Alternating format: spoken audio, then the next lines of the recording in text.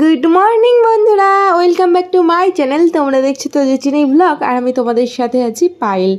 আজ যে ভিডিওটি পোস্ট করছি, ভিডিওটি কিন্তু আমি 2-3 দিন আগেই বানিয়েছিলাম, কিন্তু ওই এডিট করার অভাবে কিন্তু আমি ভিডিওটি পোস্ট করে উঠতে পারিনি।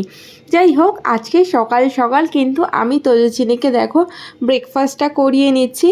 আর তোমরা তো আগের ভিডিওতে দেখতেই পেয়েছিলে আমার বাবার শরীরটা খুবই খারাপ, উনি নার্সিংহোমে ভর্তি আছে।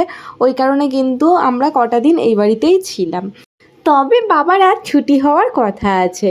যাই হোক, তেজস্বিনীকে খাইয়ে সোজা চলে আসলাম কিন্তু আমি ছাদে, কারণ আমার কিছু জামা কাপড় এবং তেজস্বিনীর কিছু জামা কাপড় কিন্তু আমি কেচে নিয়েছি। কারণ বাবার যেহেতু আজ ছুটি দিয়ে দেবে, ওই কারণে বাবাকে দেখে কিন্তু আমি বাড়ি চলে যাব। তার আগে চিন্তা ভাবনা করেছি তেজস্বিনীকে বাড়ি পাঠিয়ে দেব, কারণ ওদিকে আমার আজকে আবার বিউটিশিয়ানের ক্লাসও আছে। আমি যদি ক্লাসে চলে যাই, তারপরে যদি বাবা চলে আসে, তেজস্বিনীর উৎপাতে কিন্তু বাবা এক ফোঁটা রেস্ট নিতে পারবে না। তো ওই কারণেই তোমাদের দাদাভাইকে বলেছি দুপুরবেলাটা এসে তেজস্বিনীকে যাতে বাড়ি নিয়ে চলে যায়। ওদিকে দিদিও এসেছিল, দিদি কিন্তু কাল রাতেই বাড়ি চলে গেছে। আর ওদিকে বোন এবং সুমন দুজনেই যাবে বাবাকে আনতে, আর মা তো ওখানেই রয়েছে সেই 1 সপ্তাহ ধরে। তো ওই কারণেই কার ভরসায় তেজস্বিনীকে রেখে যাবো, আরও বিশেষ করে সেই কারণেই বাড়ি পাঠিয়ে দেওয়া। যাই হোক, তারপরে আগে ঘর দুয়ারটা মোছামুছি পরিষ্কার আমি এদিকে করে নিচ্ছি। বিয়ে হওয়ার পর থেকে বাপের বাড়ি আসাতে আমার কিন্তু কখনোই এত কাজ করতে হয়নি, কারণ ওই যে মা ছিল, মা কখনোই আমাদেরকে দিয়ে কোনো কিছু করাতো না, মায়ের যতই কষ্ট হয়ে যাক। সত্যি কথা বলতে এইবার এসে যেন এই বাড়িতে তেমন মনই টিকছে না, কারণ যাদের বাড়ি তারাই যদি বাড়িতে না থাকে তাহলে কাদের সাথে কথাবার্তা বলবো। যাই হোক, তারপরে আর ভিডিও করার সময় পাইনি।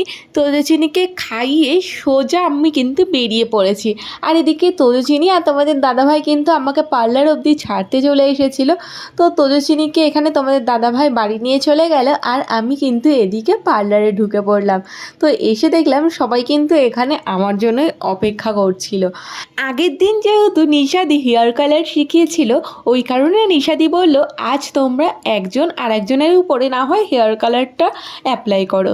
তো আমার হেয়ার কালার করার কোনো ইচ্ছা ছিল না, ওই কারণে ভাবলাম কবিতাদির ওপরে আমি করে দিই এবং কবিতাদি না হয় নিশাদির চুলে করে দেবে।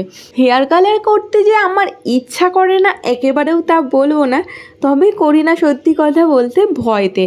কারণ আমি যেহেতু হেয়ার স্ট্রেট করি, তো ওই কারণে কিন্তু চুলটা আমি ড্যামেজের প্রচুর পরিমাণে ভয় পাই। কারণ স্ট্রেট করতে করতে চুল তো ড্যামেজ হয়ই, তারপরে আবার যদি কালার করার পরে স্ট্রেট করি তাহলে তো চুলে পুরোপুরি 12টা বেজে গেল। ওই কারণে ওই ভয়তেই কিন্তু আমি আরও বলতে পারো হেয়ার কালার করিনি। তবে আমি মনে মনে খুব বেশি এক্সাইটেড ছিলাম যে কবিতাদির চুলে হেয়ার কালারটা ঠিক কেমন লাগবে। কবিতাদিও যেহেতু ফার্স্ট টাইম এখানে কালার করছে, ওই কারণে ও বললো মাত্র 2টো স্টিকই ও করবে, যাতে ওর মুখে যদি কালারটা নাও মানায় যাতে ও সেই চুলটাকে ঢেকে রেখে দিতে পারে। তো আমরা সবাই ওকে বোঝাচ্ছিলাম যে না, তোমার চুলে কালারটি খারাপ লাগবে না। তো ও কিন্তু মনে সাহস নিয়ে কালারটা করে ফেলেছিল, তবে আমি নিজের মনকে সেই সাহসটা কিন্তু দিয়ে উঠতে পারিনি। আর ওদিকে কবিতাদিরও যেহেতু ফার্স্ট টাইম চুলে কালার করছে, তো ওই কারণে কিন্তু ও মনে মনে প্রচুর পরিমাণে ভয় পাচ্ছিল, দোটানায় পড়ে গেছিলো আর কি, যে ও করবে কি করবে না। তো অনেক বোঝানোর পরে কিন্তু ও ঠিক করেই নিল। যাই হোক, আমি কিন্তু কালার করার পরের ভিডিও আর তোমাদের সাথে শেয়ার করতে পারিনি, তবে ওর চুলে মোটামুটি কালারটা কিন্তু বেশ ভালোই লাগছিল। কালার করতে করতে একটি সংবাদ পেলাম, সেটি হচ্ছে গিয়ে আমার বাবাকে আজকে ছুটি দিচ্ছে না। তো ওই কারণে মনটা বলতে পারো আরও বেশি খারাপ হয়ে গেল, কারণ আমি মনে মনে একটি অন্যরকম ভাবনা চিন্তা রেখেছিলাম যে এখান থেকে একেবারে বাবাকে দেখে তারপরে আমি বাড়িতে যাব। তো দুজনেকেও সেই কারণে আমি আগেই বাড়ি পাঠিয়ে দিয়েছি। কিন্তু যাই হোক, কিছু করার নেই, বাবাকে হয়তো কালকে ছুটি দেবে, তবে কাল আমি আর এসে হয়তো বাবাকে দেখতে পারবো না। নেক্সট যেদিন আবার হয়তো ক্লাস আছে সেদিন এসেই হয়তো আমি বাবাকে আবার দেখতে পারবো। যাই হোক, তারপরে সোজা চলে আসলাম আমি বাড়িতে। কিন্তু আমার সত্যি কথা বলতে এতটা পরিমাণে টায়ার্ড লাগছিল আর এতটা পরিমাণে গরম লাগছিল, আর আজকে গরমটাও দিয়েছিল প্রচুর পরিমাণে।